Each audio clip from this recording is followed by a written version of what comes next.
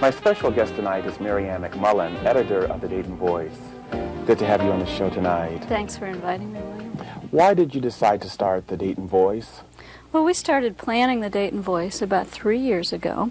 A big impetus for us was the coverage of the Gulf War. The coverage in the mainstream media was very one-sided, very pro-war, and we were very concerned about that, the implications of not covering any dissent to the war, and just the level of propaganda that made it right into the mainstream media without any questioning. And a lot of us were concerned about that. There were about 6 of us who got together to start planning the Voice. The other thing that concerned us in the Dayton media market was that there were certain voices that were missing. If you read the mainstream media in Dayton, there were women's voices were missing predominantly, African American voices were missing.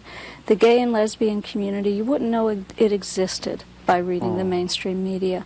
And so we wanted to help fill some of those holes in the media environment. We wanted to affect the media environment and make it more accurately and more broadly represent Dayton in its entirety, represent the whole community instead of just a segment of the community. Why is an alternative paper so important in a city like Dayton?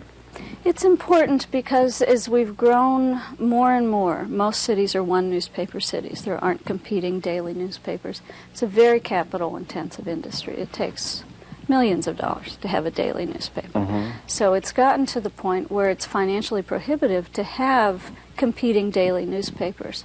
So weeklies have come in to fill that gap, to give a different perspective, just a slightly different voice than the mainstream press. We've had conservatives, even though we're left in the political spectrum, we've had conservative readers call us and say, hey, it's really good to have just a different voice. You know, even if I don't always agree with it, it's nice to have something different and not to have a monopoly on the print media in Dayton. So the Voice has been received well by the community then? We really couldn't have asked for a better reception. One thing we were very happy with was that early on a lot of people knew about us, and that was surprising because we didn't have any big budget to spend on billboards or commercials or ads. We could advertise in our own paper, of course, but we couldn't spend a lot of money reaching out to people. We had to do a lot of legwork. We just had to get the paper out there. We did radio shows and different appearances. We did things that didn't cost a lot of money. But we seem to be fairly well known fairly quickly. Subscribe to the William Pace Show YouTube channel. Be sure to click the bell and give us the thumbs up. Thank you.